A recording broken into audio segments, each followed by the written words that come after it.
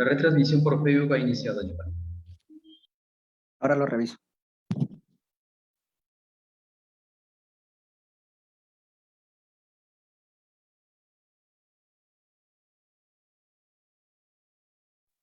Ahora sí.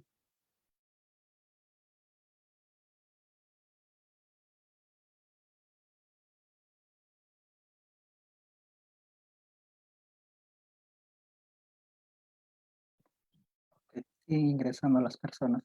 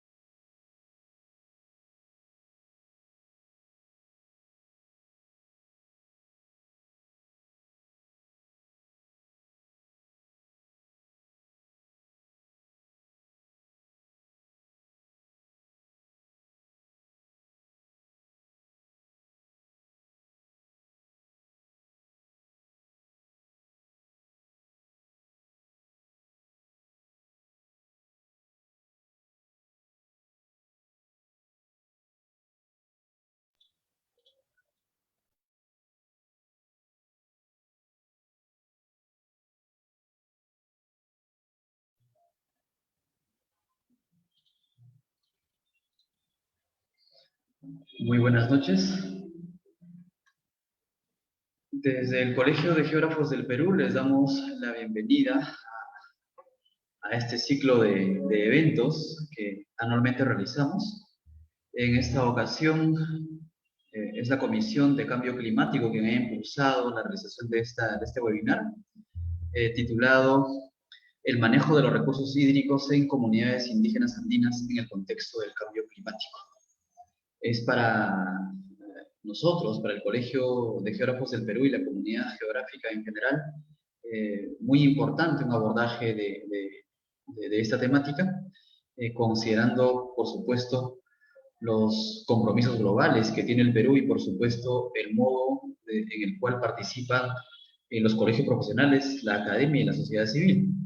Recordemos que en el marco de Sendai, por supuesto, en materia de gestión de riesgo de desastres, así como en el Acuerdo de París, a los cuales el Perú se ha suscrito ya por el año 2015, existen compromisos que involucren, digamos, que logren la participación y el empoderamiento de la población a todo nivel, y entre ellas, por supuesto, las comunidades al interior del país. También no podemos dejar de mencionar, por supuesto, el contexto electoral, político en el cual se encuentra hoy el país, y que, por cierto, también mucho de nuestras decisiones a ese nivel van a repercutir, por supuesto, en los compromisos que en adelante adopten las autoridades que se hagan con la conducción del país. No solamente, por supuesto, a nivel del Poder Ejecutivo, sino también a nivel del Poder Legislativo. En esta ocasión, en mi calidad de vicedecano del Colegio de Geógrafos del Perú, les doy la cordial bienvenida y le otorgo la palabra a Johanna Miraya, geógrafa también por la Universidad Nacional Mayor de San Marcos, quien va a hacer las veces de moderadora de este evento con un panel bastante importante, con especialistas en la materia, así como también representantes de las comunidades, que es muy importante conocer su aporte en esta temática. Johanna, buenas noches, por favor, te cedo la palabra. Gracias, Ion. Buenas noches con todos. A la Comisión de Cambio Climático del Colegio de Geógrafos del Perú, estamos agradecidos por su participación. Asimismo, agradecemos a los expositores, al doctor Bert, doctor Jasper y al señor Tomás Ruiz, que es miembro de la comunidad de Surite, Cusco, Perú. El tema de este evento es sobre la importancia del manejo de los recursos hídricos en comunidades indígenas de la región andina en el contexto del cambio climático. El cambio climático es una crisis global que requiere un estudio interdisciplinario. Creemos que el campo de estudio de la geografía tiene mucho que contribuir a la comprensión de las complejas dimensiones espaciales del cambio climático. En ese sentido, nuestro objetivo es promover investigación científica con enfoque de conocimiento y de participación local, regional, para promover alternativas de desarrollo en el contexto del cambio climático en las regiones altoandinas del Perú. Esto requiere estudios integrales que fomenten la colaboración de trabajo de investigadores y también la importancia de entender el conocimiento tradicional del manejo sostenible del agua de las comunidades más vulnerables al cambio climático. En ese contexto, nosotros, los integrantes de la Comisión de Cambio Climático, hemos organizado este evento que permite compartir estudios e investigaciones y asimismo escuchar las voces de los miembros de las comunidades que están enfrentando los retos del cambio climático en sus propias comunidades. En ese sentido, estaremos escuchando la experiencia de trabajo comunal del señor Tomás con respecto al manejo tradicional del recurso hídrico en la comunidad Surite, Cusco. Una vez más, agradecemos a todos por su participación y ahora vamos a presentar a nuestro primer expositor, quien es el doctor Bert. Él tiene 28 años de experiencia en los Andes tropicales, 14 años de trabajo en la academia en la Universidad de Cuenca, Ecuador, donde contribuyó a establecer grupos de investigación en manejo de agua y suelo, hidrología andina. Luego trabajó por 10 años liderando proyectos en Venezuela, Colombia, Ecuador y Perú, enfocados en ecosistemas andinos como el páramo, manejo de cuencas e hidrología de cuencas andinas. En el Perú, basado en Condesan, asesoró al Ministerio del Ambiente del Perú y al regulador del agua potable, SUNAS, en diseño e implementación de políticas que apoyan incentivos y retribución por el servicio ecosistémicos hídricos, en alianza con Forest Trains en la cooperación suiza. Desde octubre de 2015, lidera el Fondo para la Protección del Agua para Quito, FONAG, en el cumplimiento de su misión de conservación y recuperación de las fuentes hídricas para el Distrito Metropolitano de Quito, Ecuador. El doctor Bert tiene un PhD en Ciencias Biológicas Aplicadas, un máster en Ingeniería de Recursos Hídricos y es ingeniero civil de la Katholieke University Leuven, Bélgica. Ha sido profesor e investigador de las universidades de Cuenca, Ecuador y líder de proyectos internacionales de conservación y gestión de recursos hídricos en los Andes tropicales. Asimismo, es secretario técnico del Fondo para la Protección del Agua de Quito, Ecuador, el primer fondo del agua en el mundo. Bienvenido, doctor Bert. Puede presentar su trabajo ahora.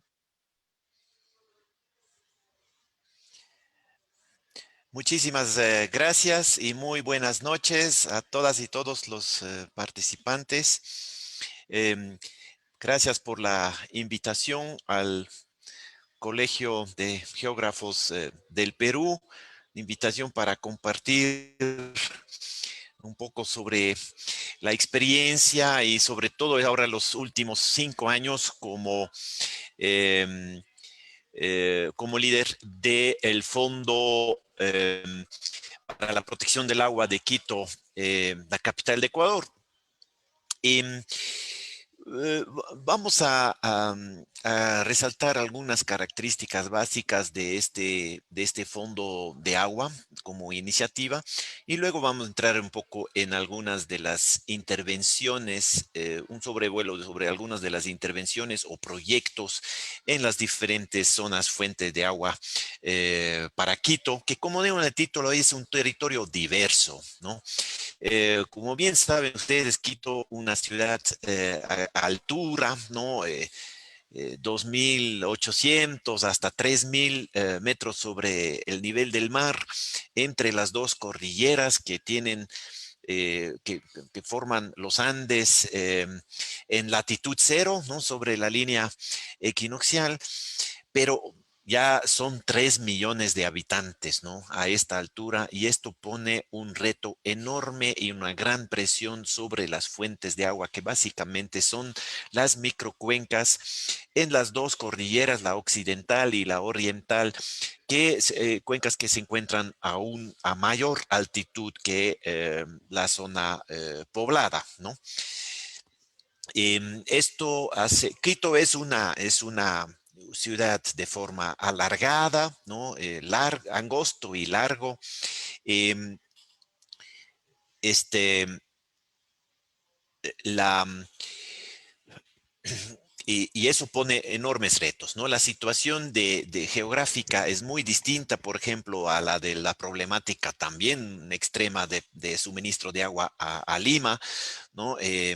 Porque Lima son pocas las captaciones, ¿no? Igual las aguas vienen de los ecosistemas altoandinos, pero son pocas las captaciones porque ya se capta bien abajo. En el caso de Quito existen más de 200 microcuencas, ¿no? Que son captadas individualmente y cuyas aguas son reunidas en diferentes sistemas para ser transportado también, asimismo, a una docena, una cantidad considerable de plantas de tratamiento de agua potable. Em, es, em, es hace 20 años ya que algunos grandes consumidores de agua en el Distrito Metropolitano de Quito, liderado por la EPS, ¿no? La Empresa de Agua Potable y Alcantarillado de Quito, conforman este fondo de agua bajo una figura jurídica de fideicomiso, ¿no? 6 instituciones se van uniendo en años posteriores, ¿no? 2 empresas públicas, la de agua potable que ya mencioné, pero también una pública hidroeléctrica, que también es obviamente consumidora de agua, 2 empresas privadas, una la Cervecería Nacional y una embotelladora de agua mineral y bebidas y otras bebidas, y 2 ONGs, ¿no? The Nature Conservancy y el Camarín. Eso es la gran fortaleza de esta figura de fideicomiso, que donde existan voluntades, las instituciones que tienen la voluntad que se pueden unir, ¿no? Y nuestro eslogan es juntos cuidamos las fuentes de agua. Ninguna de estas instituciones lo puede hacer solo, comparten zonas de fuente. Entonces, el mecanismo del fondo de agua es esto, de que se unen en este mismo mecanismo diferentes actores, usuarios del agua, para juntos cuidar estas cuencas hidrográficas, estas fuentes de agua, ¿no? Es implementado a través de una secretaría técnica que tengo el honor de liderar, ¿no? Ahí estamos 60 personas en la actualidad, de ellos son 23 guardaparques, y los demás técnicos en las diferentes materias, restauración, educación, monitoreo hidrometeorológico, etcétera, todos los temas relevantes para la protección de las fuentes. ¿Cómo es el mecanismo financiero, ¿no? Como fideicomiso, los 6 constituyentes del fideicomiso aportan a un patrimonio, ¿no? En una manera bastante, no en la misma proporción, ¿no? De lejos, el constituyente que más aporta a al patrimonio del fideicomiso es la empresa MAPS Agua de Quito. Los demás hacen sus aportes también anualmente al patrimonio, los aportes a los que se comprometieron cuando se adhirieron al fondo. Pero en el caso de la EPMAPS Agua de Quito, este aporte es regulado por una ordenanza municipal. Es una empresa pública municipal. Se le puede regular por ordenanza municipal. La regulación es distinta en Ecuador que en Perú dependería directamente de la SUNAS. Aquí depende más del municipio. Esta ordenanza esta ordenanza estipula que 2% de toda la facturación por planillas de agua que pagamos todos los quiteños viene al FONAC, ¿ya? Como aporte al patrimonio. Este capital se ha ido acumulando en los años, ¿no? Y en la barra de abajo de este gráfico tenemos cómo está estructurado ya un año como el año actual, de dónde sacamos nuestros recursos para la implementación de intervenciones en las cuencas, ¿no? El 45% del presupuesto de este año ya proviene de los rendimientos financieros sobre un capital acumulado y que es básicamente nutrido por esa regla del 2% de las planillas de agua, ¿no? Una parte de los nuevos aportes, como se puede ver aquí, el 30%, se puede usar directamente, el otro 70% se va a acumulación del patrimonio y genera rendimientos financieros, pero el 30% también la usamos directamente y asimismo representa el 30% del presupuesto de intervenciones en este año. Y además apalancamos otros recursos ya de fuera de nuestros constituyentes, ¿no? Convenios con diferentes organismos de cooperación, otras empresas privadas que no son constituyentes del FONAC, pero que están interesados en aportar directamente para ciertas intervenciones, y así también completamos el 25% del presupuesto de este año. En este último rubro, hoy somos implementadores también de un proyecto del Fondo Climático Verde y de iniciativas Red Más, como parte de la implementación de la estrategia Red Más del Ministerio del Ambiente del Ecuador.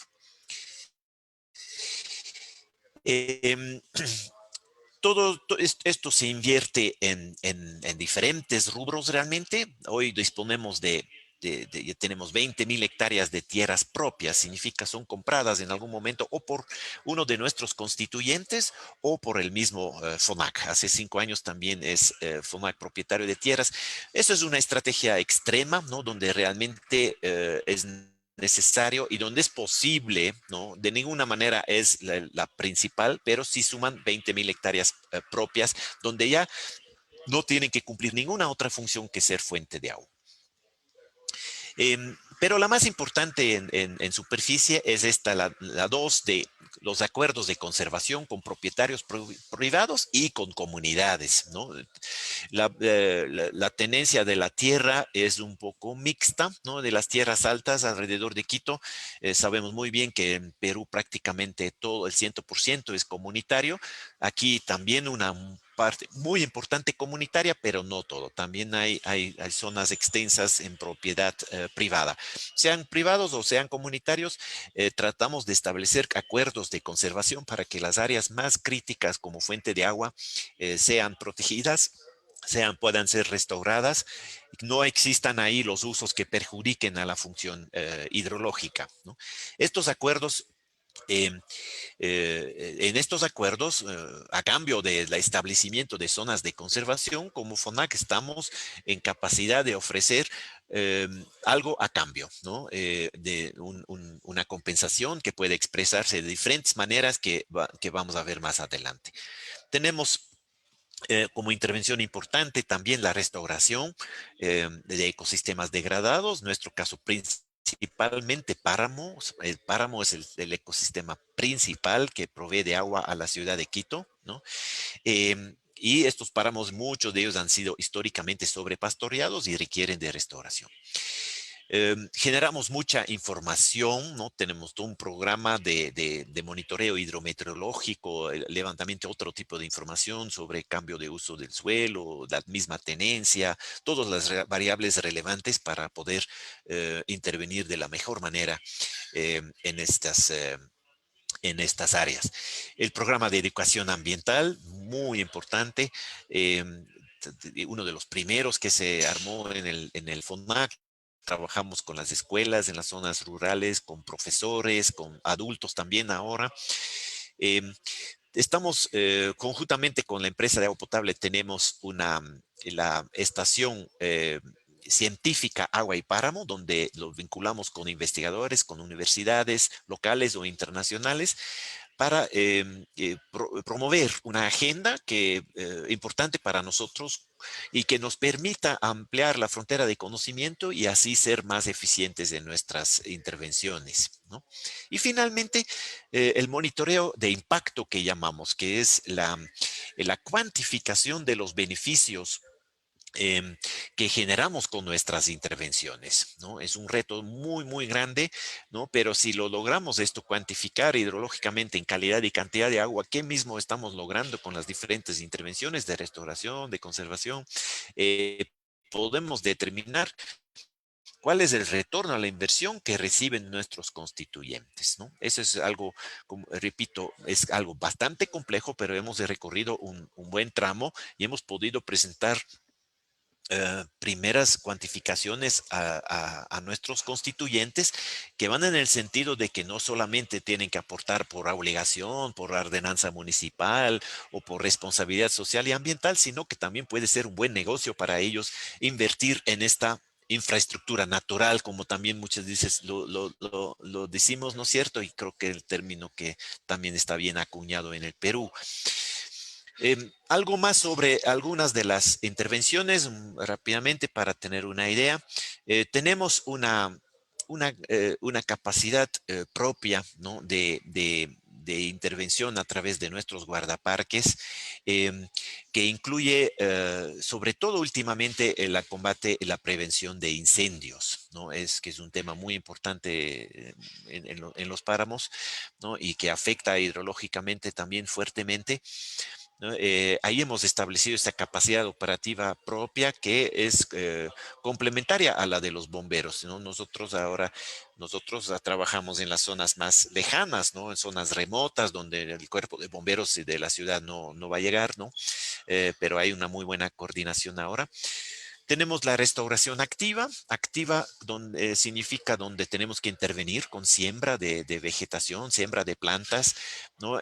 Donde la degradación ha llegado a tal punto, a un nivel fuerte que se requiere esta intervención activa para recuperación de la cobertura vegetal, como en algunas de las fotos que están aquí.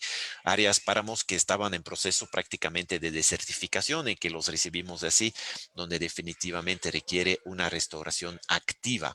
Pero bueno, dentro de la restauración activa también está la restauración de humedales.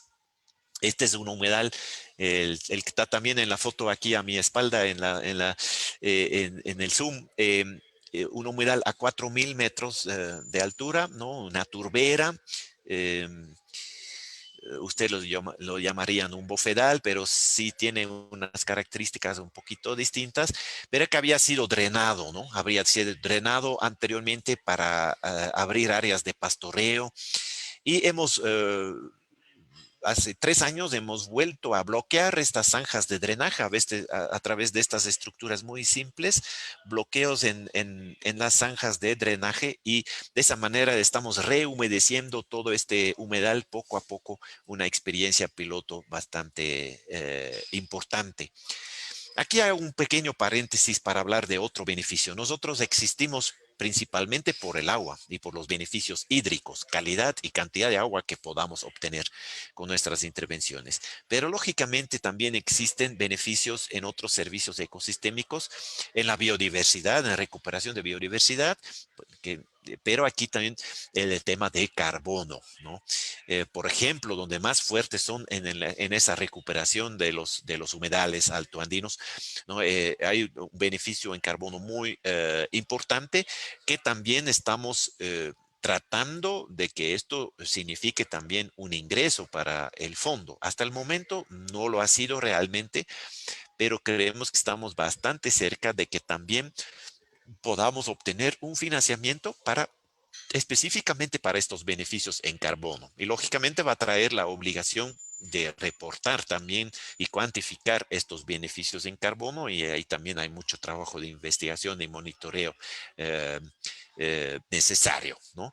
Ya tenemos algunas experiencias piloto con algunas empresas privadas que están muy interesadas en compensar su huella de carbono con nosotros, ¿no? Em, En la restauración, pero la mayor parte no es la restauración activa, es la restauración pasiva, la regeneración natural, ¿no? Tenemos muy buenas experiencias, incluso en un ecosistema tan frágil como el páramo. La naturaleza siempre nos sorprende con su capacidad de regeneración, siempre y cuando hayamos podido eliminar realmente el factor de presión. O sea, recuperar una zona que bastante degradada mientras el ganado sigue ahí, por decir de alguna manera, no, pero una vez que hayamos logrado un buen acuerdo, que el ganado se concentra en otra área, por ejemplo, ¿no? Esta zona sí se puede recuperar y bastante bien, siempre y cuando también no haya llegado a un nivel de degradación tan extremo como mostré en las primeras fotos, ¿no? Y lógicamente es más barato, ¿no? La restauración pasiva es dejar que la naturaleza se regenere. Em, Luego, un poco más de detalles sobre estos acuerdos de conservación, ¿no? Aquí tenemos ya los acuerdos en el mapa, los acuerdos de conservación logrados en nuestra área de intervención. Este color más oscurito es la ciudad de Quito. Tenemos áreas en la cordillera occidental, um, volcanes Pichincha, Atacazo, para los que conocen un poquito más la geografía. Eh, em, y luego tenemos en la cordillera oriental, ¿no? De donde también proviene agua para Quito a través de complejos sistemas de trasvase. Aquí también incluye cabeceras de cuencas amazónicas, ¿no? Hay trasvase, igual que para Lima, trasvase de cabecera de cuencas amazónicas. Quito está en la cuenca del Pacífico, ¿no? Eh, los acuerdos que ya se han formalizado.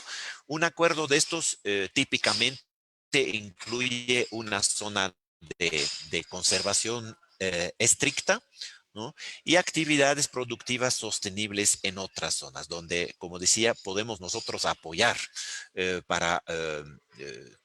con ciertos incentivos para que estas actividades productivas sostenibles sean posibles. En este ejemplo de un acuerdo aquí en la comunidad de San Francisco de Cruz Loma, ha habido apoyos en agroecología, gastronomía, porque es una zona de potencial turístico relativamente cerca de la ciudad. Entonces, el acuerdo que tenemos ahí incluye esto, ¿no? Apoyo al ecoturismo, apoyo a sus servicios de gastronomía, por ejemplo, al turista, ¿no? Y en cambio, tenemos el total apoyo de ellos para combatir las amenazas, ahí los incendios, el avance de la frontera agrícola, y en este caso también una amenaza particular que es la práctica de deporte motorizado, el enduro, que ha hecho mucho daño en este páramo, así mismo porque es relativamente cerca. Em, la educación ambiental que les mencionaba con grupos de niños aquí en un bosque de Polilepis, donde tenemos todo un recorrido ya diseñado con sus productos, sus paradas, su guión, ¿no? Em, a ver, aquí una parte importante que me faltó en el acuerdo de conservación, no está mencionada aquí, muchos de los acuerdos de conservación hoy en día incluyen como compensación o incluyen como incentivo el propio acceso a agua segura para esta comunidad o para este propietario, ¿no?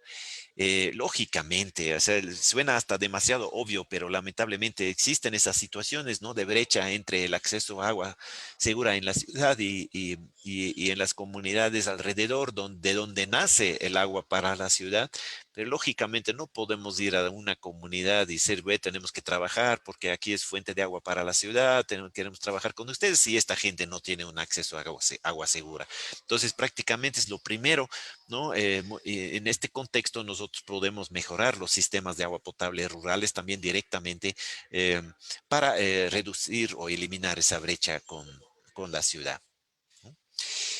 Em, un pequeño detalle sobre estos trabajos de retorno a la inversión que creemos nosotros que es extremadamente importante para la sostenibilidad de este tipo de iniciativas.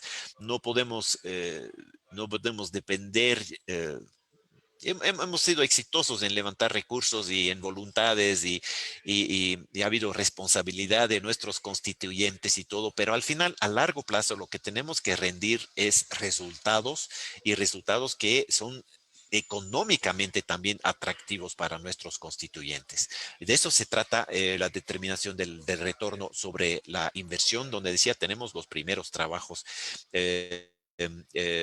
realizados, donde analizamos primero la parte hidrológica, o sea, si hacemos una restauración, si hacemos determinada intervención, por ejemplo, la restauración de un humedal, ¿qué va a cambiar en cuanto a régimen de caudal, la cantidad, y qué va a cambiar en términos de calidad del agua? Y cómo estos cambios se traducen en un beneficio económico. Entonces, primero es todo un trabajo hidrológico de determinar de cuantificar esos beneficios y luego traducirlos a un escenario de un constituyente en particular, ¿no? Donde cómo le afecta, cómo le beneficia, ¿no? En el caso de una empresa, de una EPS, por ejemplo, cómo reduce costos en la potabilización, si el agua le llega de mejor calidad, o cómo le resulta económicamente atractivo cuando tiene un mayor caudal en estiaje, por ejemplo, ¿no? Esto traducirlo a los beneficios económicos con la elaboración de escenarios de intervención, ¿no? Escenarios donde cuidamos el ecosistema versus un escenario donde la degradación sigue como ha sido históricamente. Muy importante señalar que los beneficios no son para todos los mismos, ¿no? Una cosa es de beneficios para una EPS, otra cosa es los beneficios para la hidroeléctrica, por ejemplo, donde, por decir algo, la calidad de agua va a pesar mucho menos. Entonces hacemos esta evaluación hidrológica de los escenarios. Ya voy a pasar creo que estoy sobre el tiempo. Y en un caso, ¿no? Donde lo hicimos ya para todo el área de intervención y para la EPS de Quito, pudimos determinar, ¿no? De lo que ellos están aportando en una primera aproximación de de cada dólar que ellos están aportando al FONAC, les regresa realmente $1.71 o tienen un retorno a la inversión del 71%. Ha sido de mucho impacto este resultado y ha cambiado un poco la lógica, ¿no? Antes tenemos que aportar el FONAC, es una carga, estamos obligados por esta ordenanza, ¿no? Con ese tipo de estudios logramos cambiar esto a que, bueno, es un buen negocio para la empresa, ¿no? Esto es lo que les quería compartir y creo que tendremos un momento para atender las inquietudes también. Muchas gracias por la atención. Muchas gracias, doctor Bert, por su excelente presentación. Y quiero informar al público que pueden hacernos llegar sus preguntas por el chat del Zoom o por medio del Facebook. Al final de toda la presentación podremos preguntar a los expositores sus preguntas o dudas. Muchas gracias, doctor Bert. Y ahora me gustaría dar la bienvenida al doctor Jasper. El doctor Jasper Oshun es profesor asistente de la Universidad Humboldt State University en el norte de California. Es docente de geología e hidrología en la misma universidad. Tiene un PhD en geomorfología y ecohidrología de la Universidad de California, Berkeley. Sus investigaciones se enfocan en la conexión entre geología, vegetación y agua, enfocado en recursos de agua y manejo de las tierras. Su proyecto de investigación incluye investigaciones de fuentes de agua de árboles nativos en la costa de Ecuador y en los bosques del norte de California. Ha liderado 2 proyectos colaborativos de desarrollo de agua en las comunidades de Surite. Más recientemente, su proyecto de Bonanza en los Andes, en el cual se unieron organizaciones de la comunidad municipalidad de Surite, juntamente con un grupo de docentes y alumnos de Humboldt State University y otras universidades. Este proyecto concertó ciencia de hidrología en la Puna, con desarrollo de recursos de agua en Surite y asimismo el trabajo de campo y educación de alumnos de Estados Unidos y Perú.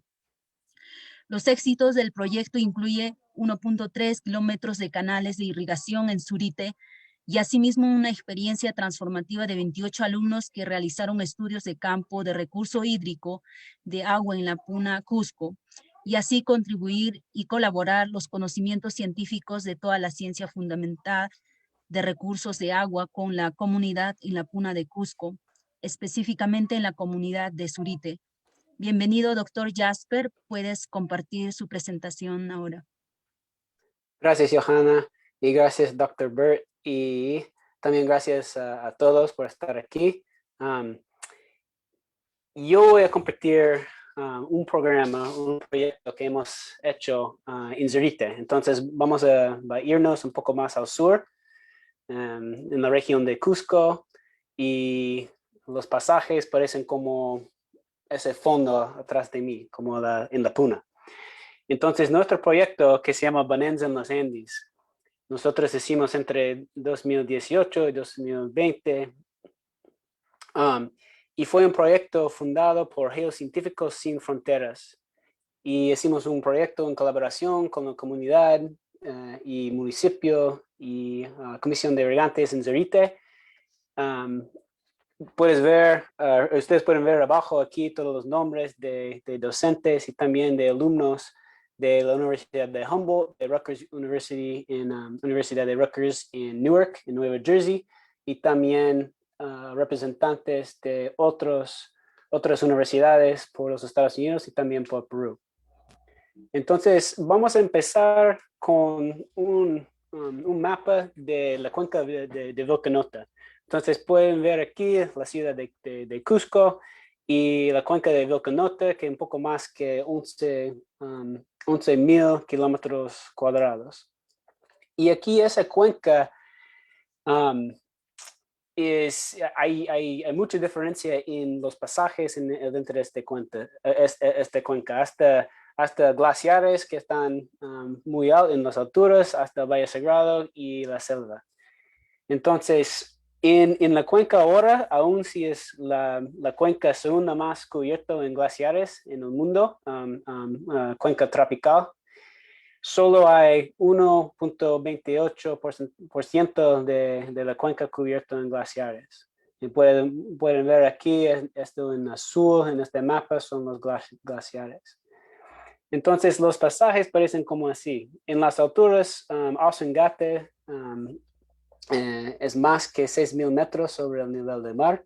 Aquí es la Puna de casi 5,000 metros.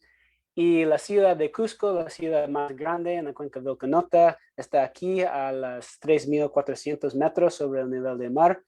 Y si bajamos a Valle Sagrado, pueden ver aquí Pisac y la gran diferencia entre alturas de la ciudad de Pisac y las terrazas, y también el río Vilcanota más abajo. Y si bajamos un poco más, aquí en esta zona es Machu Picchu y ya estamos entrando en la selva.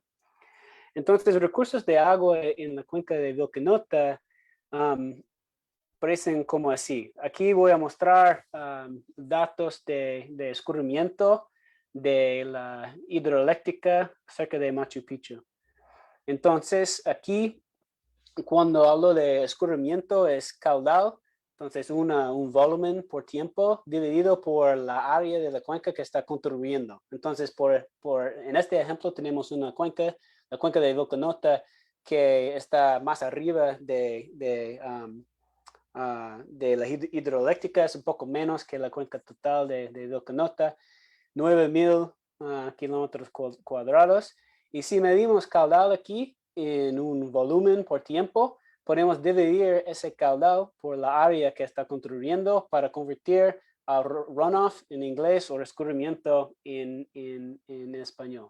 Entonces es una manera para mostrar recursos de agua que están escalados o divididos por la área de la cuenca que está contribuyendo esos recursos de agua.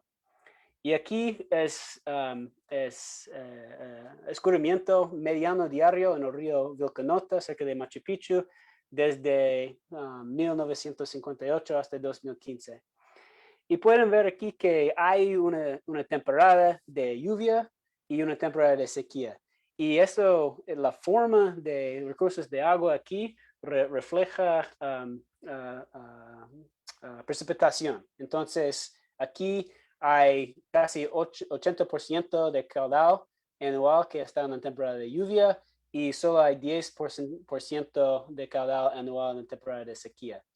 Entonces, hay glaciares en esa cuenca, pero están contribuyendo muy poco a los recursos de agua que están en el río Vilcanota. Por ejemplo, en la zona de Urubamba es como 1% o 2% de caudal. Entonces, muy poco. Entonces, podemos preguntar de dónde viene el agua que está en el río Vilcanota. Y más también, esta parte aquí, cuando está bajando caudal desde el escurrimiento, desde la temporada de lluvia hasta la temporada de sequía, ¿qué cosas controlan la forma de esa bajada en recursos de agua? Entonces, por ejemplo, si hay una cuenca que muestra esa forma y otra cuenca que muestra esa forma, ¿qué son las diferencias en los pasajes y recursos de agua para mantener agua en los ríos durante la temporada de sequía? La fuente de agua en el río Vilcanota viene de la Puna. Entonces aquí es un mapa de Ecuador, Perú y Bolivia mostrando el extenso de Puna y también Jauca y Páramo, los primos más mojados de la Puna que están al norte.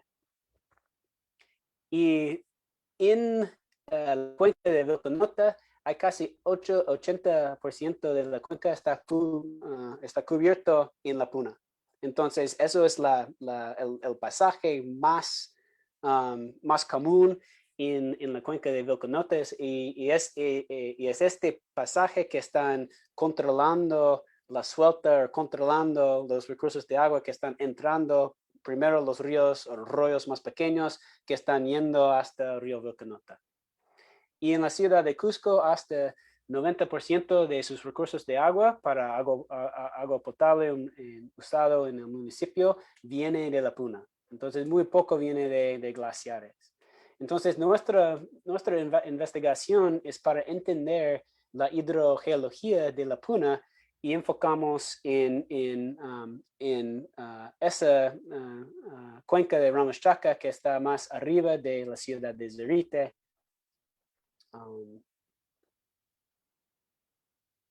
Que está ubicado allí. Entonces, 30 kilómetros al noroeste de Cusco.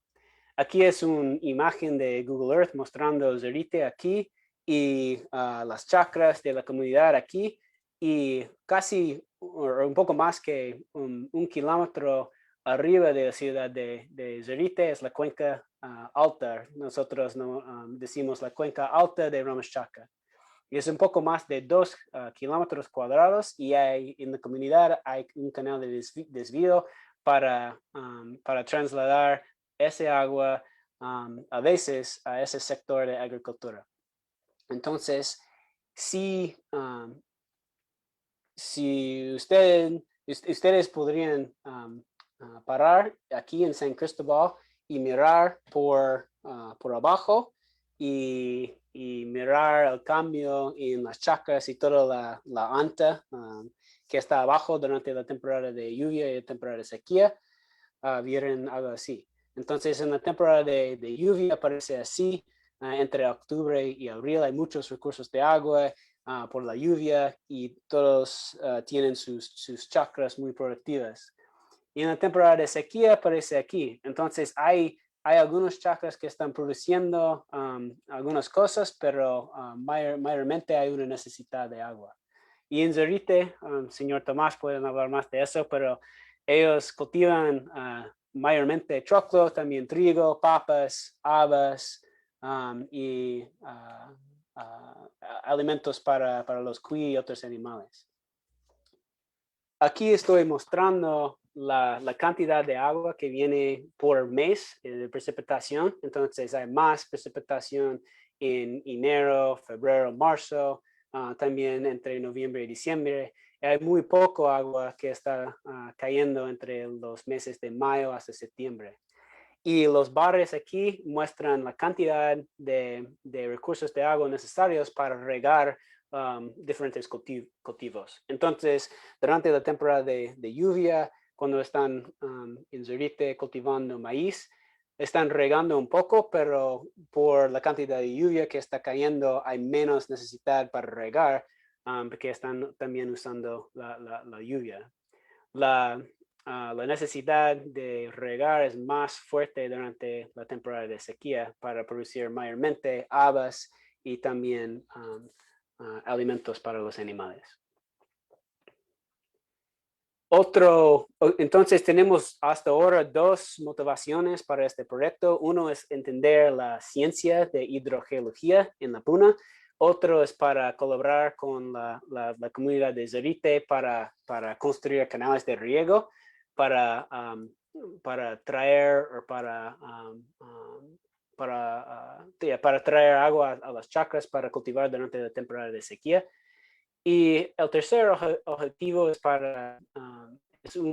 que nuestro proyecto es un proyecto de educación de estudiantes. Entonces, es un programa para promover cooperación y colaboración para lograr manejo de agua sostenible. Entonces, aquí hay algunas fotos de los proyectos que yo he hecho en Zorite en colaboración con la comunidad desde 2009 hasta 2020. Primero yo fui a Zorite en 2003 y regresé en 2009 con un grupo de alumnos para colaborar en un proyecto de canalización de riego. Y hemos regresado entre 2018 y 2020 con un grupo de estudiantes de geología y ingeniería para colaborar con la comunidad en un estudio y también para apoyar construcción de más canales de riego. Entonces, la estructura de nuestro proyecto es así: 2 años y hemos hecho una colaboración con la comunidad, el municipio y la Comisión de Regantes. Aquí es el ceremonia de la primera piedra. Entonces, un tema de nuestro proyecto es para hacer algo en colaboración con la comunidad. En este caso fue canalización de riego. Y la segunda parte de nuestro proyecto es la geociencia. Entonces aquí tenemos señor Tomás y señorita Johanna trabajando en los bofedales en la Puna, arriba de Zorite, haciendo una línea de sísmica para detectar agua y para hacer imágenes de la estructura de las rocas subterráneas. Y el tercer tema de nuestro proyecto es educación. Entonces, hemos hecho un programa para mostrar a estudiantes de los Estados Unidos y también para incorporar a estudiantes de Perú y para mostrar maneras en que ellos pueden colaborar y también buscar otros proyectos para ser líderes en el futuro para proyectos de desarrollo de agua sostenible. Entonces, algunos resultados de nuestro proyecto.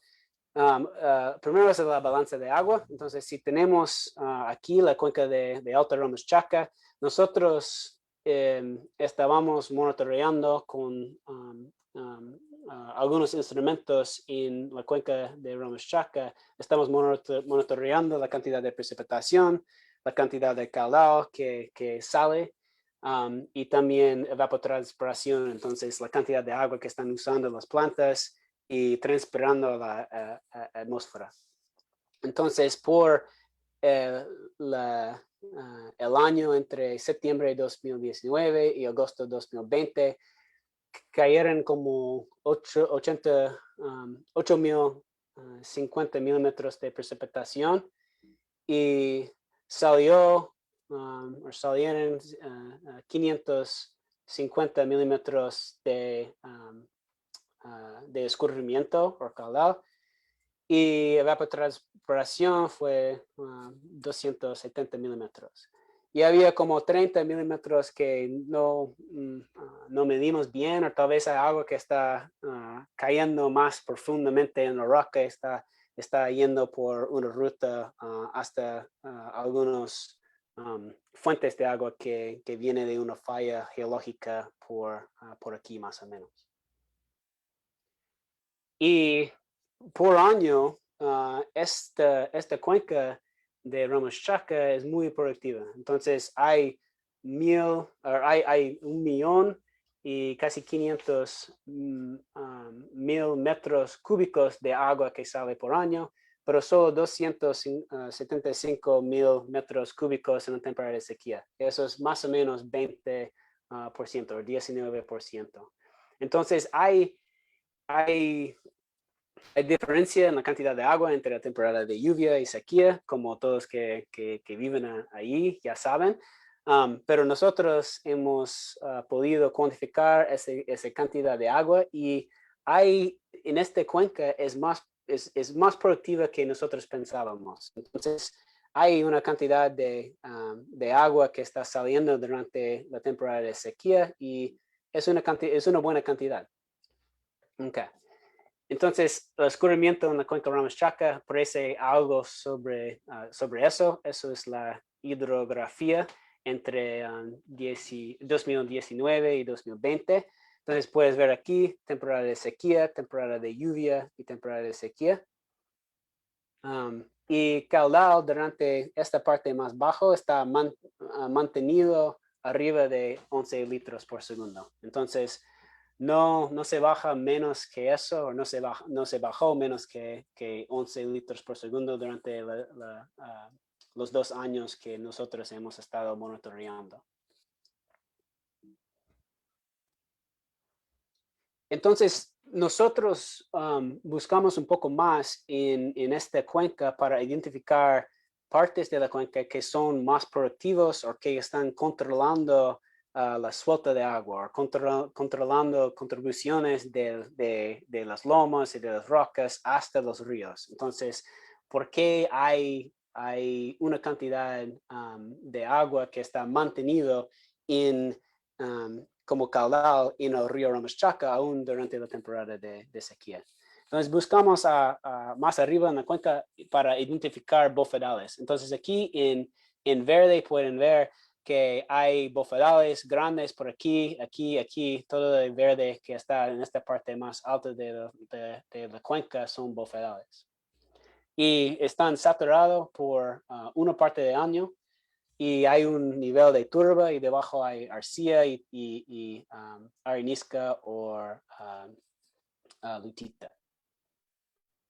Aquí es una foto de un bofedal.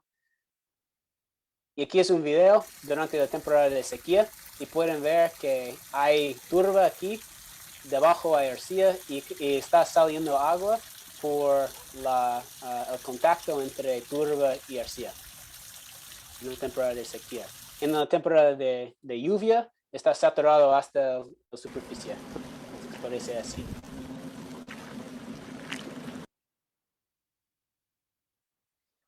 Y con un alumno que está haciendo su maestría conmigo, se llama Wyeth Wunderlich, y también con el apoyo de Wilner Bandera, un geólogo en Cusco, nosotros hemos hecho medidos de caudal distribuidos por la cuenca central y la cuenca del este. Entonces aquí pueden ver diferentes lugares en que nosotros fuimos a la cuenca central o la cuenca este para medir caudal cada mes o 2 meses aproximadamente. Aquí son las fechas de medidos de caudal en la cuenca central y la cuenca del este de la Ramaschaca. Entonces, lo que hicimos con estos datos, cada punto de caudal donde medimos caudal tiene como una zona, una área que está contribuyendo a eso. Entonces, eso es la área de subcuenca H en este caso. Y nosotros identificamos el por ciento de cada subcuenca cubierto en bofedales y medimos caudal y calculamos escurrimiento como caudal dividido por área de cada subcuenca y porcentaje de subcuenca cubierta en bofedales, área de bofedales en un subcuenca dividido por la área de subcuenca.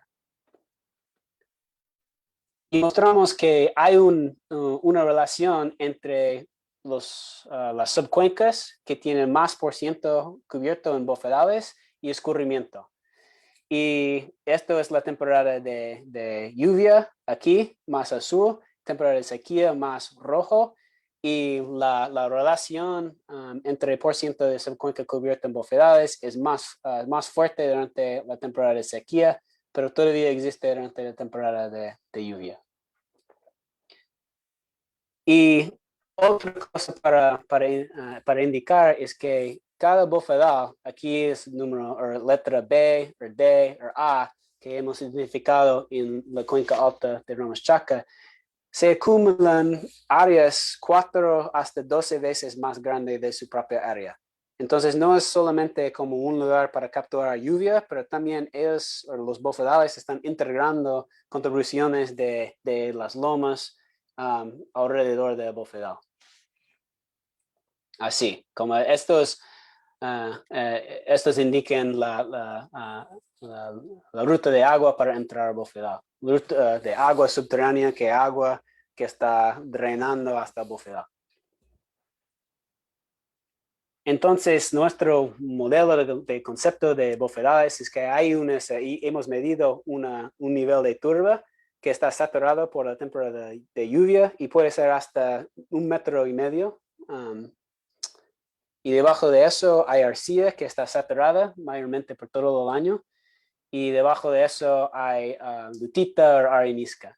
Entonces la turba guarda bastante agua, tiene una porosidad de 90%, entonces puede guardar bastante agua, y debajo de eso la arcilla y también la roca que está abajo tiene una conductividad de agua que está mucho menos que la turba. Entonces controla la velocidad de que sale agua de los bofedales y guarda agua para soltar esa agua en una manera lentamente, nosotros pensamos, para mantener escurrimiento en los ríos. Entonces los bofedales tienen una función muy importante para guardar agua y para soltar esa agua más lentamente para mantener caudal o escurrimiento en los ríos. Y hemos calculado que en la Ramas-Chacca todos los bofedales contribuyen como más o menos 54 milímetros de agua a la balanza de agua durante la temporada de sequía.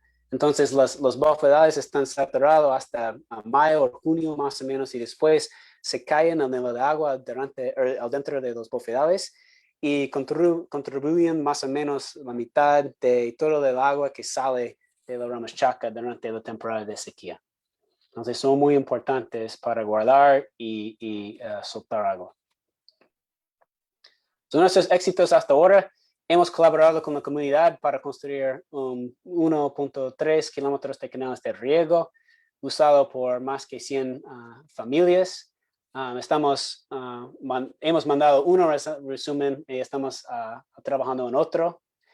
La ciencia hidrogeología, hemos identificado bofedales que son importantes para guardar y soltar agua, especialmente durante la temporada de sequía. Y educación. Han participado más 29 alumnos de los Estados Unidos y de Perú en nuestro programa. Y esa experiencia es como entrenamiento para ser líderes en sus comunidades, sus propias comunidades, y para combinar proyectos de ciencia con desarrollo de las comunidades y para el beneficio de las comunidades en que viven los alumnos. Y eso es todo. Muchas gracias. Muchísimas gracias, doctor Jasper, por su excelente presentación. Un tema de mucha importancia, sin duda. Una vez más, quiero informar al público que pueden hacernos llegar sus preguntas por el chat del Zoom o por medio del Facebook. Al final de toda la presentación podremos preguntar a los expositores sus preguntas o dudas. Muchas gracias, doctor Jasper. Y ahora me gustaría dar la bienvenida al señor Tomás. El señor Tomás es miembro de la comunidad altoandina San Nicolás de Bari, Surite, en Cusco, Perú, promotor de uso responsable de recursos hídricos ante la carencia cada vez más crítica de este recurso vital para la sobrevivencia de la flora y fauna silvestre andino. Fue presidente de esta comunidad en 1997 a 1998 y actual líder y asesor de la organización de regantes de la misma comunidad andina. Fue director en el Colegio Secundario de Huarocondo, que se localiza a 6 kilómetros de Surite, donde actualmente reside. Es coordinador pedagógico de letras en el mismo colegio donde enseña a los estudiantes lengua y literatura en el marco del enfoque ambiental andino. En el 2007 viajó a Alemania y logró un proyecto de mejoramiento del sistema de riego para su comunidad. En el 2009 promueve el mejoramiento del sistema de riego con el apoyo de aporte de un grupo de estudiantes Global Student Embassy de Estados Unidos, liderado por el doctor Jasper Oshum, y construyen un canal de riego en la comunidad de Surite. En el 2019-2020 gestiona y ejecuta otro proyecto. Acoge en Surite al doctor Jasper Oshum, docente de la Universidad Humboldt State University, California, junto a un equipo de docentes y estudiantes de esta universidad. Este equipo realiza estudios hidrogeológicos con el fin de proponer acciones de conservación de los recursos hídricos y ejecutando simultáneamente otra obra de canalización y mejoramiento del sistema de riego en convenio con la comunidad y la Comisión de Regantes de la Comunidad de Surite. Bienvenido, señor Tomás. Puede compartir su presentación ahora.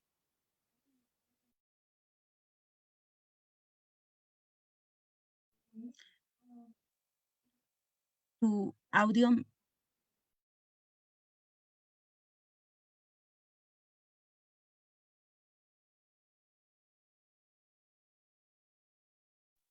Sí, un momento, por favor.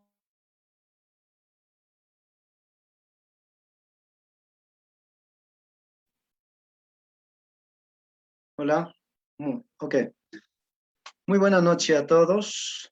En primera instancia, agradecer a los organizadores de este evento que vienen promoviendo y dando a conocer el trabajo vuestro.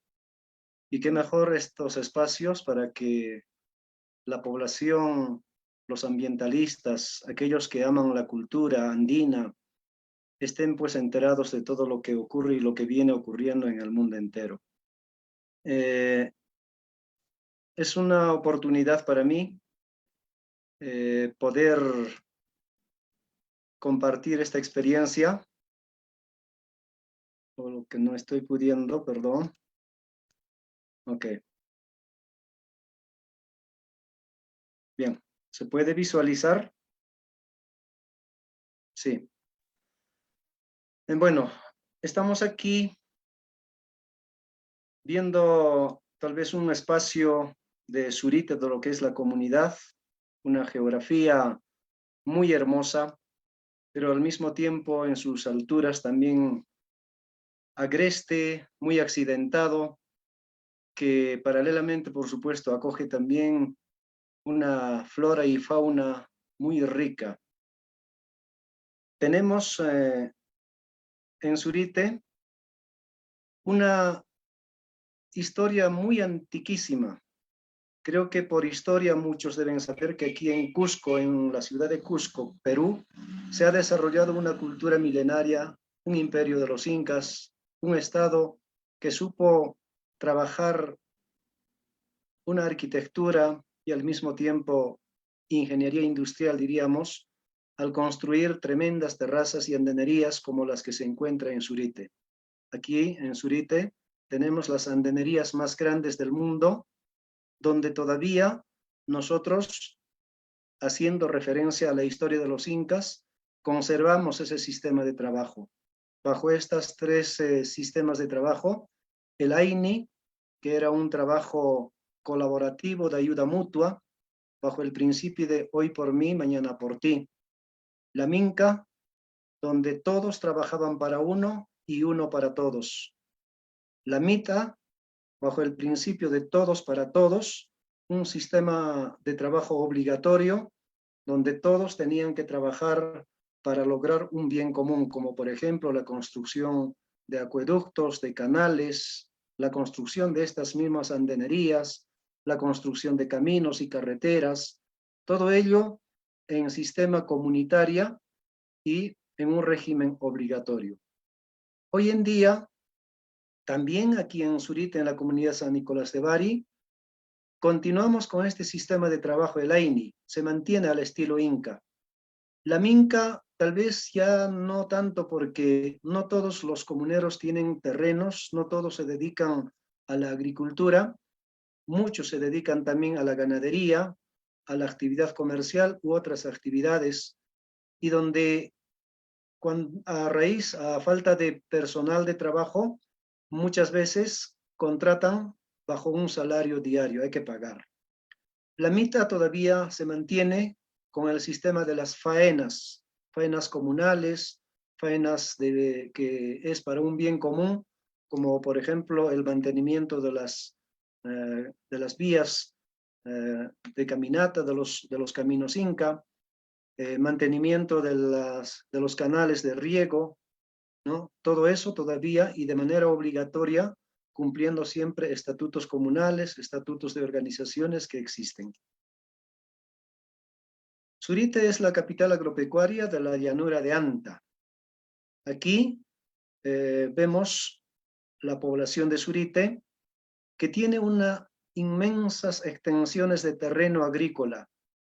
Allí cultivan, como ya doctor Jasper en la exposición anterior lo manifestó, cultivamos papa, maíz, por lo general, pero también ahí cultivamos las habas, el trigo, la cebada, tarwi, la oca, la masua, el oyuco, cultivos andinos que todavía son fuentes de alimentación, recursos de alimentación para Zurite y para la provincia de Anta y también para la región del Cusco, porque Zurite es la capital agropecuaria. Desde aquí proveemos a los mercados locales de Anta, la provincia, y de la ciudad de Cusco. También criamos bastante ganadería, ganado lechero, pero también animales menores como por ejemplo las crianzas de cuyes. Particularmente en mi casa, por ejemplo, tengo un promedio de 600 cuis, para los cuales tengo que cultivar pastos mejorados, tengo que tener granos para preparar el afrecho y así poder mantener a estos animales y proveer también al mercado. En Zurite, decía, existen las andenerías más grandes del mundo con un sistema de riego propio, donde los incas construyeron estas andenerías más grandes del mundo que alcanzan hasta una longitud de 1 kilómetro con un promedio de hasta 80 a 100 metros de ancho. Son tremendas extensiones de terreno. Allí todavía nosotros, recordando cómo era el trabajo antiguo, tenemos una escenificación, una fiesta llamada el Patapata Tarpui Raimi. Raimi es fiesta, Tarpui cultivo, Patapata andenerías. La fiesta del cultivo en las andenerías más grandes del mundo, sería la traducción. Aquí vemos cómo el Inca en una ceremonia hace el pago a la Pachamama, luego hace la ceremonia de cómo cultivaban el maíz antes, usando la chaquitaglia, herramientas a base de madera y metal, y donde cooperaban toda la comunidad. Este sería la minca, por decir, ¿no? O podría ser también la mita si es un sistema de trabajo para el Inca. Todavía cada año, en el mes de agosto, escenificamos esto, excepto este y el año pasado, por esta pandemia, pues no se ha llegado a representar esta fiesta tradicional recordando nuestra historia. Aquí en Zurite, en la comunidad, conservamos nosotros todavía la agricultura tradicional. Vemos aquí en este gráfico, en esta foto, cómo es el cultivo del maíz. Aquí vemos 2 toros, bueyes, llamamos yunta, que un yuntador, una persona, va haciendo los surcos, los huachos decimos en quechua, una persona que pone la semilla y 2 personas que ponen el abono, el estiércol de ganado o de cuye. Y con eso crece pues el maíz. Una vez que ya está desarrollado la planta, hacemos el aporque de la misma forma también con yunta, como vemos aquí. Y al hacer con yunta, de hecho, hay algunas plantitas que se entierran y estos 2 señores detrás de esa yunta van arreglando, haciendo erectar, diríamos, a esas plantas tumbadas, ¿no? Vemos también aquí el riego de la papa por inundación. Aquí en Surite todavía no tenemos tanto el avance de tecnología en riego, por ello siempre regamos al estilo antiguo por inundación. Aquí vemos un cultivo de papa por cuyos surcos van van entrando una cierta cantidad de agua. Y aquí vemos las andenerías que construyeron los incas, donde todavía sí cultivamos. Vemos en su mayoría, por ejemplo, aquí cultivos de maíz. Aquí los terrenos medio rojizos serían los cultivos de papa que ya escarbaron, ya cosecharon, y allí posiblemente se siembra ya pastizal, por decir, ¿no? Lamentablemente, Surite, al estar en una región a unos 3.300 metros sobre el nivel del mar, tiene una geografía muy accidentada. Aquí a la altura de Surite tenemos un cerro llamado Yamacancha. En el 2010, lamentablemente tuvimos pues un accidente a causa de las lluvias torrenciales.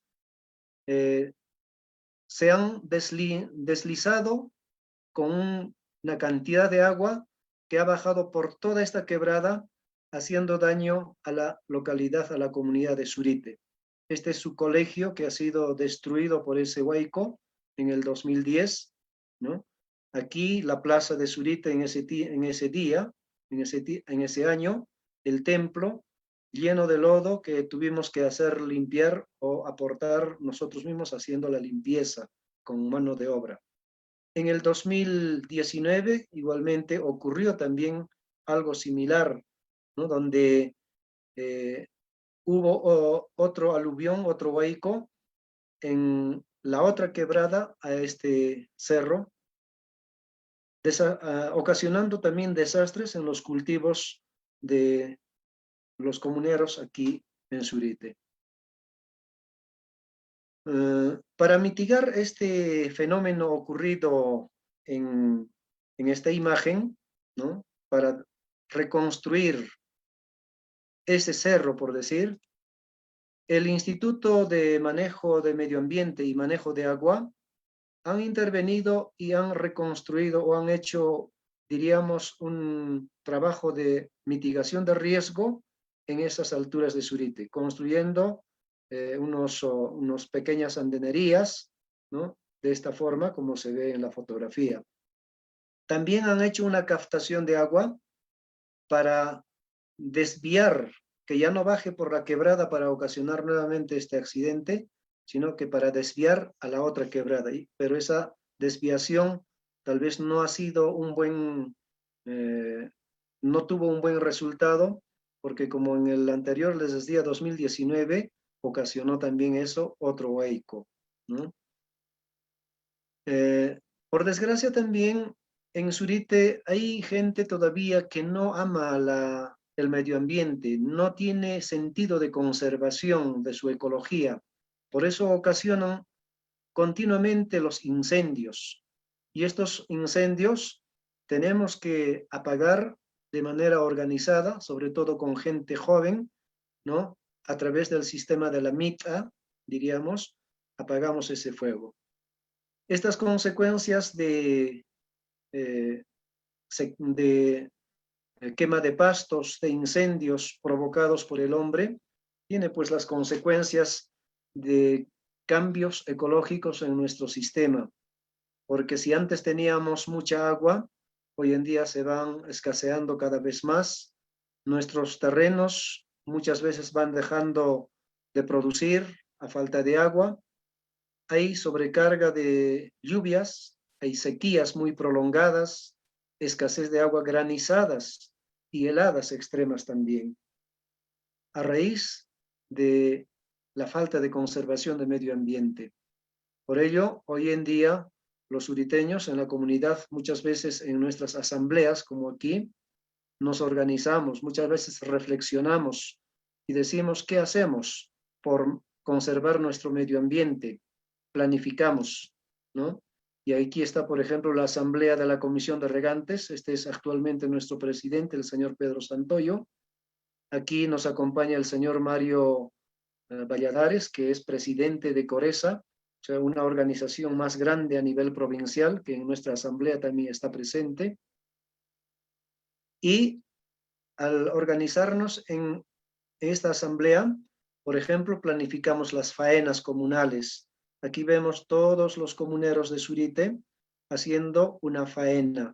En este caso es mantenimiento de nuestros caminos, de nuestras vías, pero de la misma forma también hacemos mantenimiento de nuestros canales. Si es que hay que mejorar algún canal, si hay que construir otro, pues a base de faenas nosotros aportamos también de manera organizada. Aquí vemos la cuenca de Ramuschaca, que muy bien el doctor Jasper ha explicado de una forma técnica y científica.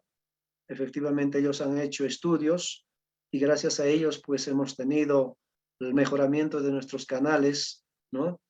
Y aquí está el Unoraquina, el sector donde hay la desviación de agua, ¿no? Junto con White, que es estudiante también de geología. Wilner, que en este momento está haciendo siempre monitoreo permanente en nuestra comunidad del sistema de estudios de nuestros amigos. Aquí vemos las autoridades reunidos planificando. Cuando hubo este último apoyo de la universidad, Humboldt State University, hemos hecho un convenio entre la municipalidad, comunidad, comisión de regantes y la universidad. ¿Para qué? Para que cada uno también aporte, como la universidad aporta un porcentaje, también la municipalidad, la comunidad y la comisión de regantes aportan. Yo he tenido la suerte de coordinar toda esta actividad, he representado a la universidad en todos los trabajos que se han realizado y en cuanto a la canalización de agua de riego paralelo a los estudios hidrogeológicos que ellos vinieron realizando. Aquí vemos los trabajos que se han realizado gracias al doctor Jasper, al equipo de docentes, al equipo de estudiantes que han venido de Estados Unidos y de otros lugares. Y seguramente estos canales desde este año nos han servido mucho para tener que aprovechar mejor nuestro recurso hídrico. Este canal, por ejemplo, tiene una dimensión más o menos, o una longitud de casi 800 metros, y al otro extremo, casi similar, la longitud. Decía, tal vez si este canal antes era agreste, solamente de tierra, ni siquiera empedrado, nada, desde la toma de agua hasta llegar a la chacra muchas veces demoraba 1 hora, pero construyendo este canal se optimiza el uso de agua y llega hasta en 10 o 15 minutos a lo mucho. Y aprovechamos al máximo esa agua, porque de no ser así, el agua se pierde aquí cuando es tierra, arenoso, rocoso, pedregoso, se penetra dentro de la tierra, de la superficie, y a la chacra pues llegaba en poca cantidad. Pero estos canales ahora nos permiten utilizar más cantidad de agua y llegar a nuestras chacras en menor tiempo posible. Ciertamente también estamos en alguna medida mejorando nuestro sistema de riego en muy pocos lugares. Aquí vemos, por ejemplo, aquí es el complejo deportivo, aquí está todo Surite, y más arriba tenemos ya instalado en una pequeña extensión más o menos de 5 a 6 hectáreas el riego por aspersión. Este es, por ejemplo, mi chacrita, donde también he promovido otro proyecto y hemos gestionado ante PSI, Proyecto de Sistema de Riego Tecnificado del Ministerio de Agricultura acá en Perú, y hemos logrado, con cuánta lucha, con cuánta gestión, tener este sistema de riego. Y como son terrenos pendientes, regamos por inundación, hacemos un riego mixto. Regamos por inundación, pero como están en surcos y es un terreno pendiente, no llega a regar, a humedecer la raíz de estas plantas, por lo que también aplicamos este sistema de riego tecnificado por encima. Aquí nuestra gratitud, por supuesto, a ese equipo de Geocientíficos Sin Fronteras, docentes y estudiantes de la Humboldt State University. Al doctor Jasper Oshun, siempre nuestro profundo agradecimiento por pensar en Zurite, por identificarse con las necesidades de aquí de Zurite, de esta comunidad altoandina. Y muy agradecido que aquí la casa, ¿no?, la familia, siempre acoge a todo el que viene. Es la familia o la casa del mundo, puedo decir. Bienvenidos cuando ustedes quieran ir por Zurite Anta. Los acogemos con el mejor cariño. Será pequeña tal vez la casa, pero el corazón muy grande. Muchas gracias. Si hay alguna pregunta, pues estamos aptos en responder. Muchas gracias. Muchas gracias, señor Tomás, por la excelente presentación. Muchas gracias por compartir los conocimientos tradicionales, su experiencia de trabajo en la comunidad de Zurite. Sin duda, las prácticas tradicionales como el Aini y el Minca todavía existen en las comunidades de los Andes, como el señor Tomás mencionaba. Es importante rescatar conocimientos tradicionales, incorporar en los estudios científicos.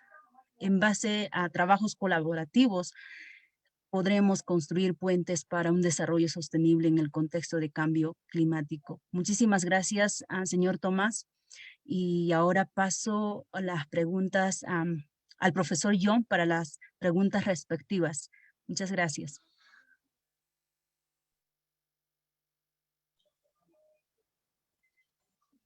Muchas gracias, Johanna. Gracias también a Bert, a Jasper y a Tomás por sus excelentes presentaciones y por supuesto, un aprendizaje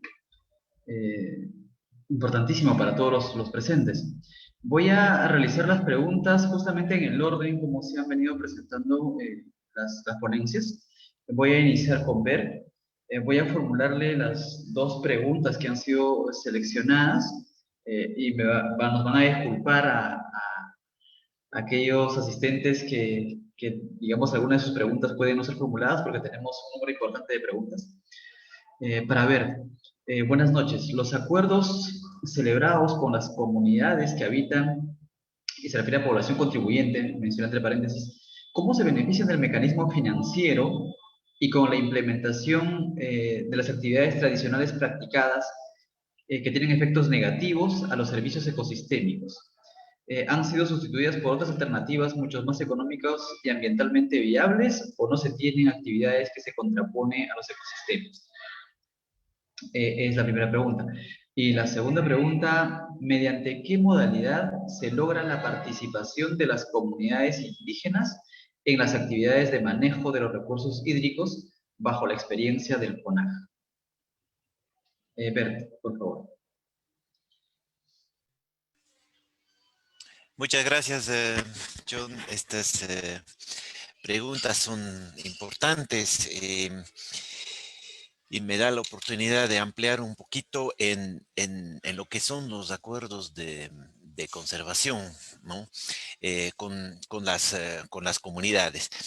Creo que una primera cosa que hay que decir ahí es que acuerdo que dura es acuerdo donde existe un ganar-ganar, ¿no? Esos son los que realmente son sostenibles, ¿no? los beneficios, como decía, a manera de compensación, si quieren, nos han puesto diferentes nombres, ¿no? Para unos nos ponen que es pago por servicios ambientales, para otros es acuerdos recíprocos. Eso no es lo más importante, creo yo. De hecho, estos incentivos, digamos, nunca es en dinero, ¿no? Siempre es en diferentes eh, proyectos o apoyos, ¿no? Me decía, donde hay un ganar-ganar, ¿no? Yo mencionaba como ejemplo, quizás, y ha sido una evolución histórica, el más importante ahora, el propio acceso a agua segura, mejoramiento del agua y saneamiento en estas comunidades, ¿no? Para reducir la brecha de acceso a este servicio básico entre la ciudad y el campo alrededor. Em, las actividades que se reducen, para darles una idea, algunos de los ejemplos más comunes, actividades que se reducen. Bueno, primero, parar el avance de frontera agrícola, ¿no? Que ha sido históricamente un tema muy importante, que cada vez más la frontera agrícola sube en el páramo, ¿no? En nuestro caso. em, y incluso hay ciertas restricciones ya desde la autoridad ambiental legal nacional, pero estos hay que ponerles en práctica a través de estos acuerdos, ¿no? Parar el avance de la frontera agrícola, que es la actividad que mayor daño hace al régimen hidrológico del páramo, ¿no? Como segundo es el tema de ganadería, ¿no? Ganadería vacuna que compacta demasiado a nuestros suelos tan frágiles, ¿no? En ganadería, usualmente el acuerdo suele ser excluir ganado de ciertas zonas más críticas y mejorar la producción ganadera en un área mucho más pequeña, ¿no? Con pastos mejorados, con mejor genética, con diferentes mejoras en un área más baja y posiblemente más pequeña, ¿no? Esa es la búsqueda de las situaciones de ganar, ¿no? En el tema de ganadería ha sido no fácil, pero ha sido bastante factible, ¿no? De obtener una ganancia desde el punto de vista de producción ganadero con estas mejoras y a la vez obtener una ganancia en el tema de desempeño hidrológico, digamos, de las fuentes de agua, ¿no?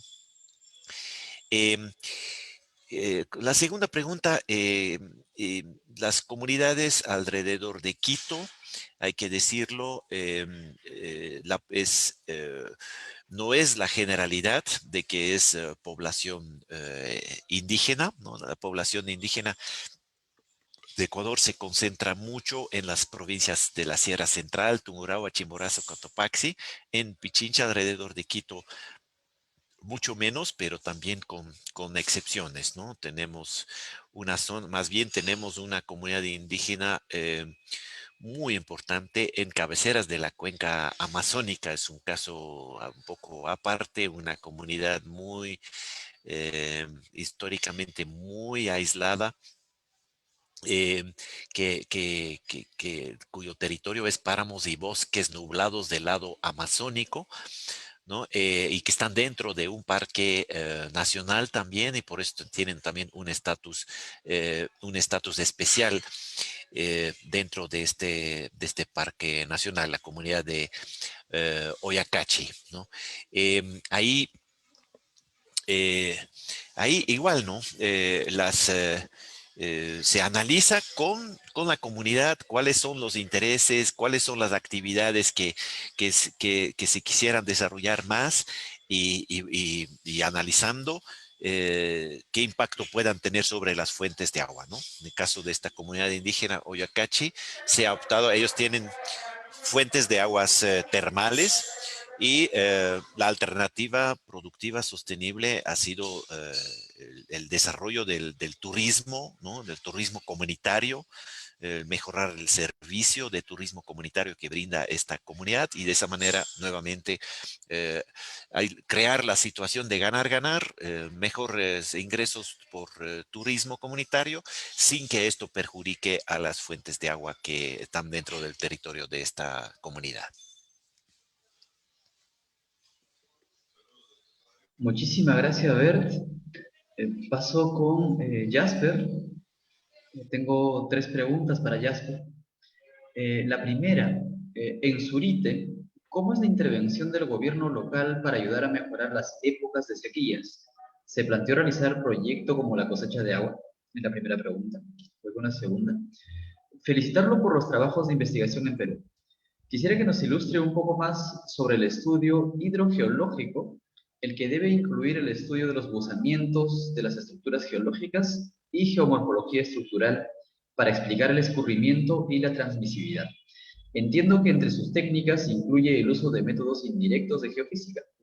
¿Podría indicar los criterios para definir selección de sitios y profundidad de los ensayos geofísicos, así como las técnicas de medición del flujo laminar del deshielo? Muchas gracias por su aporte. Y una última pregunta. ¿Alguna organización pública ayuda en la realización de estos proyectos? De ser así, ¿de qué manera? Y si podría explicar más a detalle cómo la geociencia explica la cantidad de agua subterránea en los bofedales de la Puna. Jasper, por favor. Entonces, la primera, gracias, John. La primera pregunta es sobre qué puede hacer la comunidad para manejar o aumentar la cantidad de agua. Así es. Yeah. Bueno, creo que primero es lo que hemos encontrado es que estos bofedales son importantes para construir agua, especialmente durante la temporada de sequía. Entonces, deben estar conservadas en las alturas para seguir funcionando como alojamientos de agua. Es la primera. Y hay algunos ganados que se pasan por las alturas de la Ramas Chaca y con esa cantidad creo que está bien, no va a afectar mucho, pero con un gran cambio, con mucho más uso, eso puede afectar el medio ambiente. Lo que presentó el señor Tomás sobre los incendios, también eso puede tener un efecto en la cantidad de agua. Por ejemplo, nosotros vimos que después los incendios de hace 2 años o 1 año y medio, había mucho más transpiración por todo de las plantas nuevas que estaban creciendo. Entonces ellos estaban usando más agua y transpirando más agua a la atmósfera. Entonces con eso va a ser un poco menos agua que tal vez que pasa a los bofedales. Sobre la segunda pregunta sobre la estructura geológica y también la geomorfología en la cuenca Ramas Chaca. No hablé mucho de eso, pero sí estamos investigando eso. Yo hice como el caso por los bofedales, pero también hay otros factores en la Ramas Chaca que influyen la cantidad de agua. Entonces, por ejemplo, hay arenisca y esa arenisca es muy buena para agarrar agua, y hay otros lugares donde hay lutita y la lutita no guarda tanta agua como la arenisca.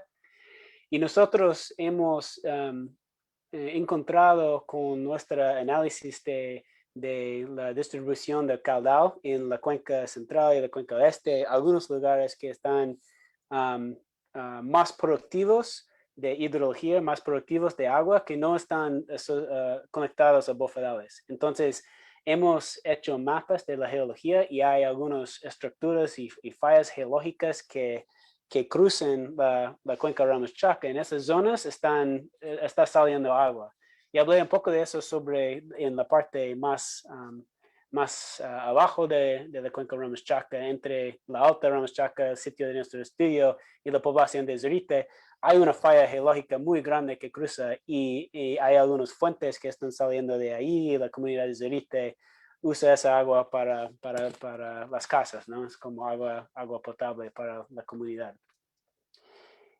Y nosotros estamos colaborando con un ingeniero en Cusco y hemos entrado a algunas galerías filtrantes en que ellos han hecho en los 80s, creo, esos túneles que están sacando o cosechando agua que está filtrando por las fracturas y las fallas geológicas.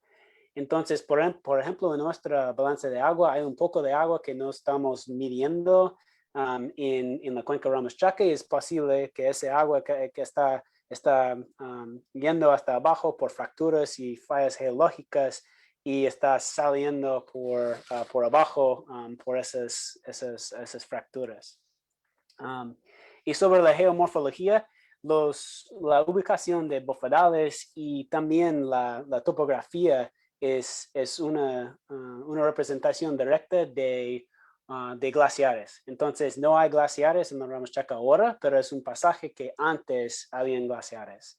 Y los glaciares forman esa topografía, especialmente en que hay depresiones medio con pendiente muy pequeños, como lugares medio planos donde hay bofedales, y hay laderas muy grandes por los alrededores, y todo el agua de los alrededores se pasan hasta los bofedales. Entonces,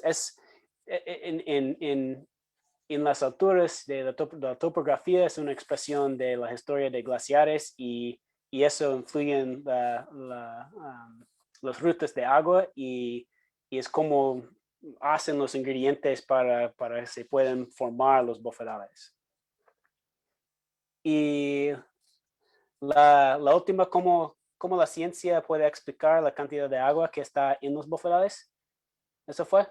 Ok, entonces nosotros hemos hecho algunos diferentes medidos. Usamos como medidos directos en que estamos sacando muestras de la turba, de la arcilla, y estamos pesando el peso de esa turba saturada o arcilla saturada o mojada, y después podemos sacar todo el agua por ponerlo en un horno y pesar otra vez para medir la diferencia en agua, la cantidad de agua que está dentro. También usamos un equipo que viene de una colaboradora del proyecto, se llama Christina Keating de Rutgers University. Y ella tiene un aparato que se llama Nuclear Magnetic Resonance, y es un equipo que podemos bajar por un hueco, y con ese equipo o ese aparato podemos medir directamente la porosidad de la superficie que está saturado, o si está saturado o no completamente saturado, podemos medir la cantidad de agua que está alrededor de un hueco. Y también usamos algunos métodos geofísicos como la refracción sísmica para hacer imágenes y para investigar la estructura de la profundidad de turba y los otros niveles de arcilla y roca que está abajo.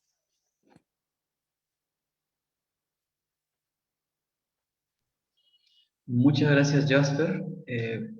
Vamos con Tomás. Tomás, también tengo 3 preguntas. Voy a formularlas. ¿Qué especies forestales nativas proveedoras de agua existen en las partes altas de Zurique y cómo vienen preservándolas? Y la segunda, ¿qué mecanismos han identificado para la participación de las comunidades para mejorar la utilización, gestión y conservación de los recursos hídricos? Y la última, ¿cómo fortalecer los mecanismos de cooperación orientadas a incrementar la cobertura del agua? Tomás, por favor. Muy bien, muchas gracias. En cuanto a las especies forestales que existen acá en la comunidad, en las alturas, en la parte norte fundamentalmente, tenemos la queuña.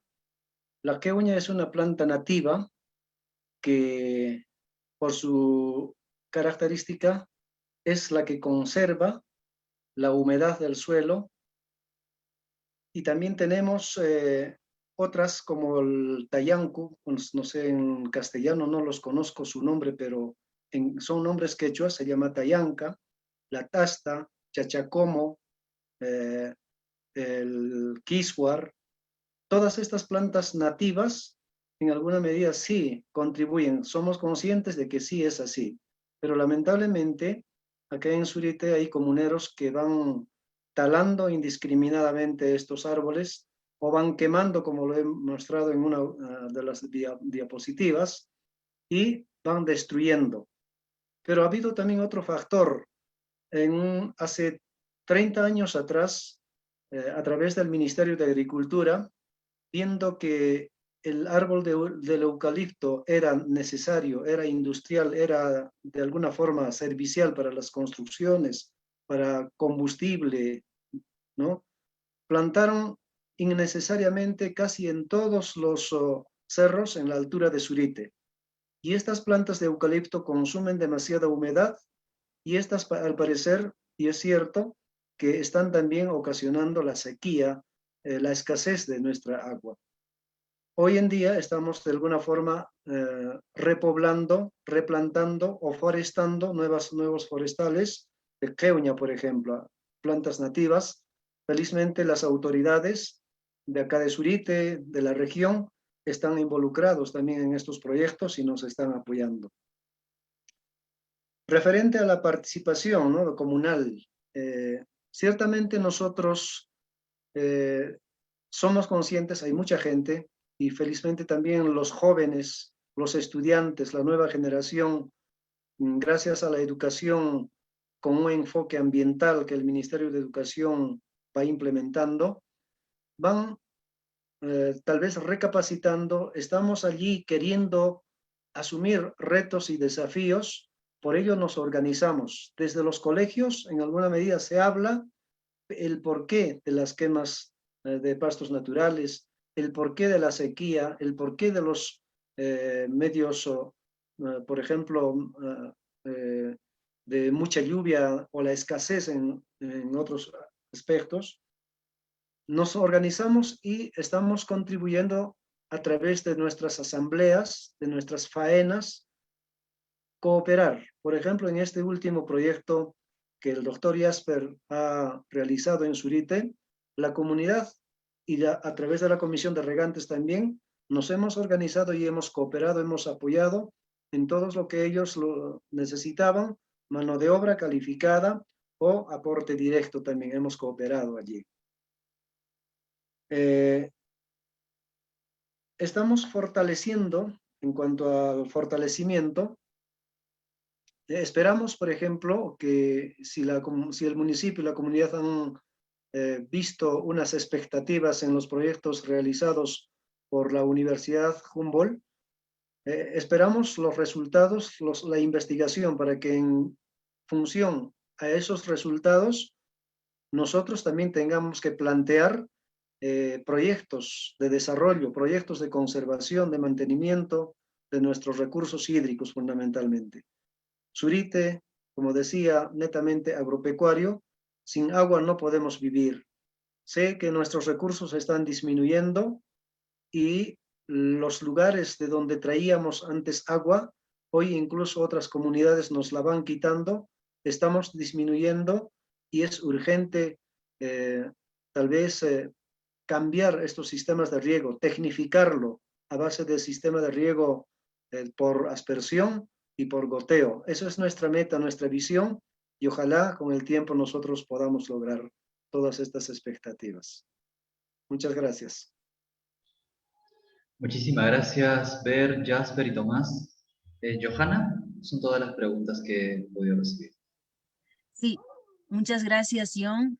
Muchas gracias a todo el equipo de la Comisión Cambio Climático, del Colegio de Geógrafos del Perú, y asimismo a todos los expositores, al doctor Bert, al doctor Jasper y al señor Tomás. Muchísimas gracias.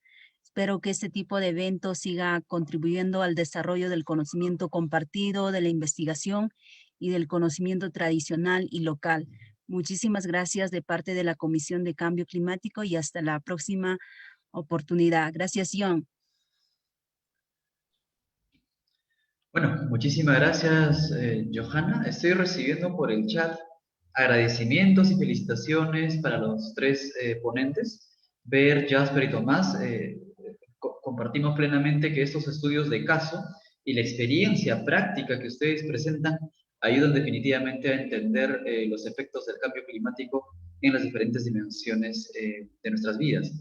Y consideramos que ha sido valiosa su participación.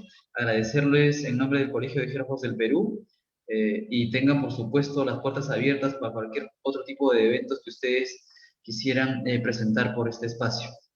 Y por supuesto a todos los asistentes también agradecerles por acompañarnos de principio a fin. Sepan que el Colegio de Geógrafos ha iniciado con este evento su ciclo de conferencias y ponencias, conversatorios de este año, y por favor solamente atentos a nuestras redes sociales para acompañarnos en los futuros eventos. Muchísimas gracias y por favor no bajen la guardia, esta coyuntura de la pandemia no ha cesado aún y cuidémonos todos. Muchísimas gracias. Muy buenas noches. Gracias, buenas noches.